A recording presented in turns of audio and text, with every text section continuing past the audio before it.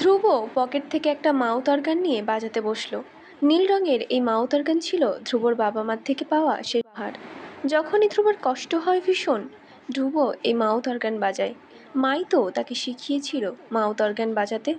মায়ের কথা ভাবতেই ধ্রুবের বুকে কেমন চিনচিন ব্যথা হয়। মায়ের চেহারাও সে প্রায় ভুলতে বসেছে। আজকে দেখে আবারও মনে পড়ল, আচ্ছা, একটা জীবন তপস্যা করলেও কি ধ্রুবর বাবা মাকে এক বন্ধনে আবদ্ধ করতে পারবে? শালুক রুমের দরজার সামনে দাঁড়িয়ে শুনতে পেল ভেতর থেকে খুব সুন্দর একটা সুর ভেসে আসছে। শালুকের বুঝতে দেরি হলো না এটা কিসের সুর, আর কেনই বা বাজছে। এই বাসার সবাই জানে ধ্রুবর যখন অতিরিক্ত মন খারাপ হয় তখন সে মাউথ অর্গান বাজায়। সেই সময় কেউ ডিস্টার্ব করে না। মনে মনে এতক্ষণ ধ্রুবকে যেসব অভিশাপ দিয়েছে তা ফিরিয়ে নিয়ে আল্লাহকে বলল, আল্লাহ, ধ্রুব ভাইয়ের যাতে কিছুই না হয়, ওনার পেট খারাপ যাতে না করে কিছুতেই, এমনিতেই তার মন খারাপ। দরজায় নখ হতেই ধ্রুব উঠে গিয়ে দরজা খুলে দিল।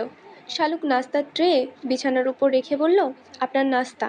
ধ্রুব এক ঝলক তাকিয়ে বলল, হাত কেটে গেছে, খাইয়ে দিতে পারলে খাইয়ে দে, নয়তো ট্রেনে বিদেয় হ সামনে থেকে। শালুক কিছুক্ষণ ভাবল কি করবে, তারপর উঠে চলে গেল। ধ্রুবর হাতের দিকে তাকালো, রক্ত হাতেই শুকিয়ে গেছে। ধ্রুব মুচকি হেসে বিড়বিড় করে বলল, এই হৃদয়ে যে রক্তক্ষরণ হচ্ছে তার তুলনায় এই রক্ত কিছুই না।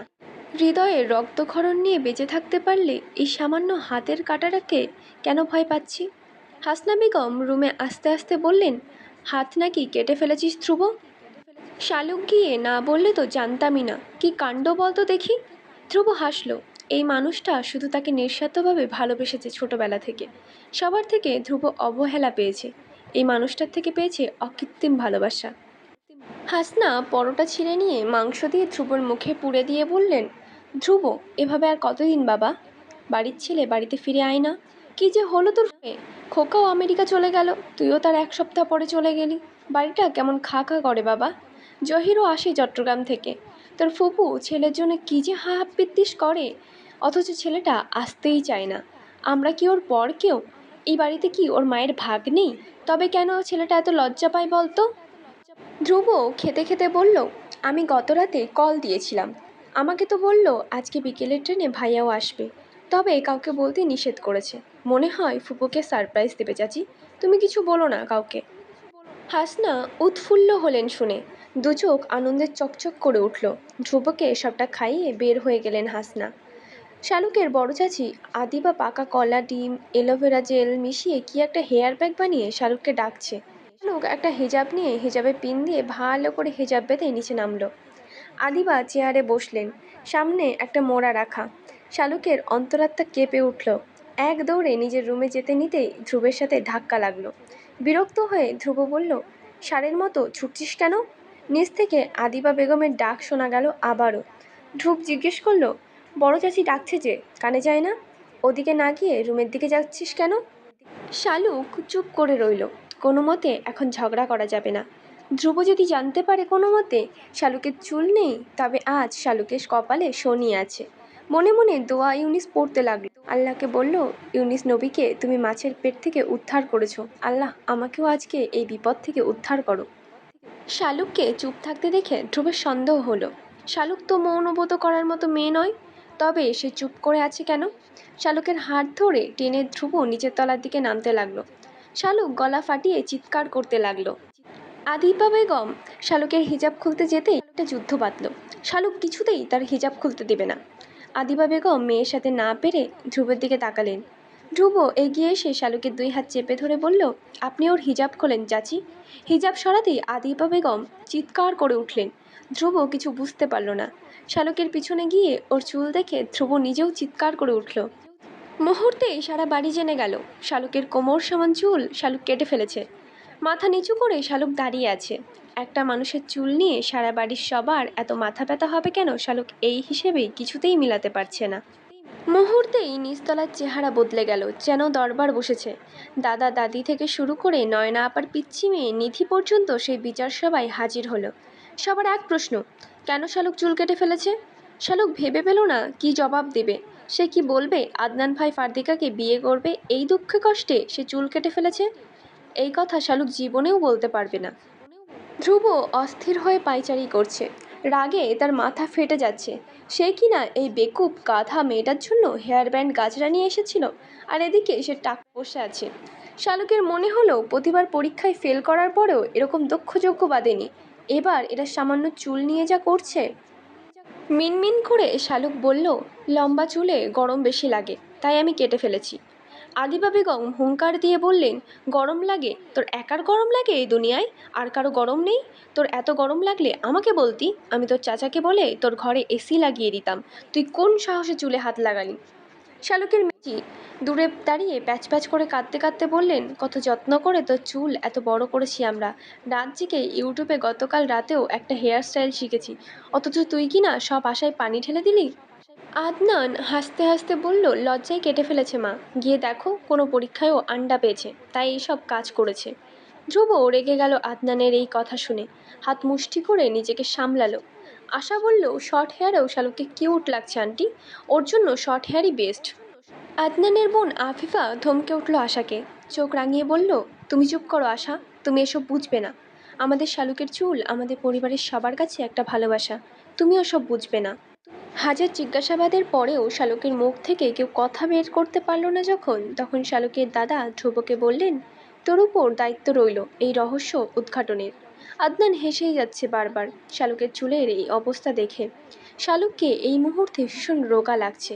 প্রেমের ছ্যাঁকা খেয়ে শালুক যেই কষ্ট পেয়েছে এখন বুঝতে পারছে, তার চাইতে হাজার গুণ বেশি কষ্ট তার জন্য অপেক্ষা করছে। কিছুক্ষণ ভেবে শালুক সিদ্ধান্ত নিল ধ্রুবকে সে সত্যি কথা বলে দিবে। তা না হলে ধ্রুব যে সহজে শালুককে নিস্তার দেবে না, তা শালুকের চাইতে ভালো আর কে জানে। সন্ধ্যা হতেই শালুক আজ বই নিয়ে বসে গেল। আজ পড়া নিয়ে কোনো অবহেলা চলবে না, কেননা আজকে শালুকের সামান্য একটু দোষ পেলেই সবাই হুমড়ি খেয়ে পড়বে শালুকের ওপর। এক মগ ধুমায়িত কফি নিয়ে ধ্রুব এলো শালুকের রুমে। শালুককে পড়তে দেখে ধ্রুব মনে মনে হাসল। বিছানার ওপর দুই পা ভাঁজ করে বসে বলল, নে এবার ছেড়ে কাজ তো শালুক, কোনো হাকিং পাকিং আমার সাথে করবি না। শালুক মাথা নিচু করে বলল, আমি সরি ধ্রুব ভাই, আমার আসলে মাথা ঠিক ছিল না, প্রচণ্ড রাগে আমি এরকম করে ফেলেছি হুট করে। ধ্রুব ভুরু নাচিয়ে জিজ্ঞেস করল, রাগের কারণ কি? শালুকের দুই চোখ জলে টইটুম্বুর হয়ে গেল মুহূর্তে। একটু হাওয়া দিলেই কচু পাতার জলের মতো টুপ করে পড়ে যাবে। যন্ত্রণা মাথা চাড়া দিয়ে উঠল আরও একবার। নেই নেই, আদনান ভাই আর শালুকের নেই করে শালুক এই কথা বলতে ইচ্ছে করলো। তবুও আস্তে করে বলল, আদনান ভাই আমাকে এভাবে ঠকালো কেন? আমি কী দোষ করেছি? উনি তো আমাকে ভালোবাসতেন, তবে কেন এখন রূপ পাল্টালেন? বলে তো এক বুক আশা নিয়ে আদনান ভাইয়ের দেশে ফেরার অপেক্ষায় ছিলাম, অথচ উনি ফিরে এলেন সাথে হবু বউ নিয়ে। আমার তখন মাথা ঠিক ছিল না, কি নিজেকে মনে হয়েছে পৃথিবীর সবচেয়ে অসহায়, কাউকে কিছু বলতে পারিনি আমি, তাই রাগের মাথায় এরকম করে ফেলেছি। ধ্রুব যেন হতভম্ব হয়ে গেল শালুকের এসব কথা শুনে। মাথার ভেতর আবারও মাথাচাড়া দিয়ে উঠল তার রাগ। নিজেকে সংযত করে অবাক দৃষ্টিতে শালুকের দিকে তাকিয়ে বলল, আদনান ভাই তোকে কখনো ভালোবাসি বলেছে শালুক? শালুক চমকে গেল এই প্রশ্ন শুনে। আদনান ভাই তো তাকে এরকম কিছু বলেনি। মাথা নেড়ে বলল, না বলেনি। ধ্রুব জিজ্ঞেস করলো, কখনো বলেছেন উনি যে তোকে ছাড়া বাঁচবেন না, তোকে না পেলে মরে যাবে? সিনেমায় দেখিস না নায়কেরা যেরকম বলে নায়িকাদের? শালুক কিছুক্ষণ ভাবল। আদনান ভাই তাকে বউ বলে ডাকতো ঠিকই, তবে এরকম কথা তো কখনো বলেনি। আবারও মাথা নেড়ে শালুক বলল, না বলেনি কখনো। ধ্রুব যেন হাঁপ ছেড়ে বাঁচল। তারপর বলল, তাহলে তুই কোন দিক থেকে ভেবে নিলি উনি তোকে ভালোবাসেন? শালুক উত্তর দিতে পারল না সহসা। কিছুক্ষণ চুপ করে থেকে বললেন, তাহলে কেন উনি আমাকে বউ বলতেন? কেন বলতেন তার ভবিষ্যৎ বাচ্চার আম্মু?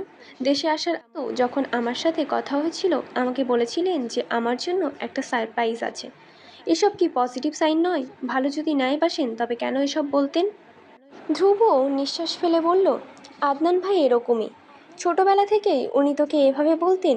তোর বয়স কম, আবেগ বেশি, তুই টিনেজ মেয়ে, এটা ওনার মাথায় রাখা উচিত ছিল।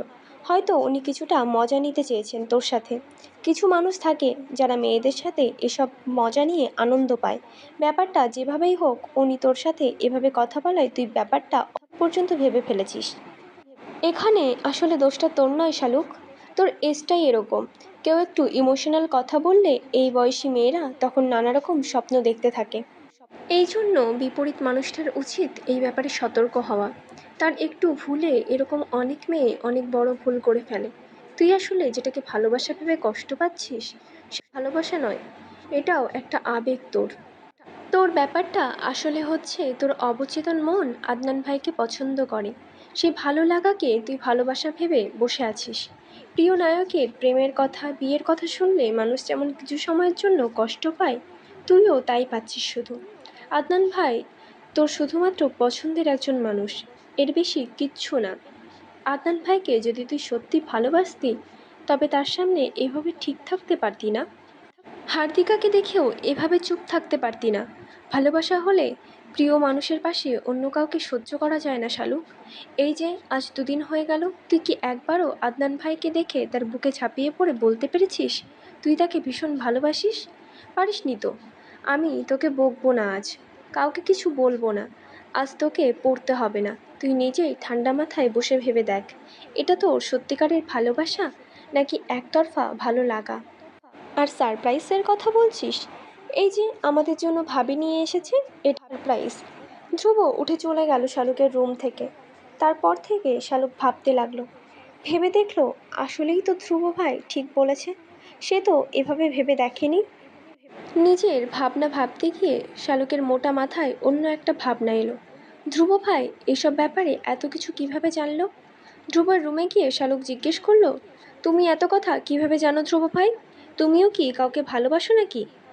ধ্রুব চোখ বড় করে তাকাতেই শালুক ভেঙে বলল, আমি কিন্তু সব জানি, দেখেছিও। কোন কেশবতীর জন্য যে গিফট এনেছো সব আমি দেখেছি।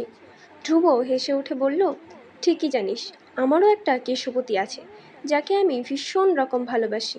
এবার ভাগ এখান থেকে। ব্যাস আজকের জন্য এটুকুই, বাই।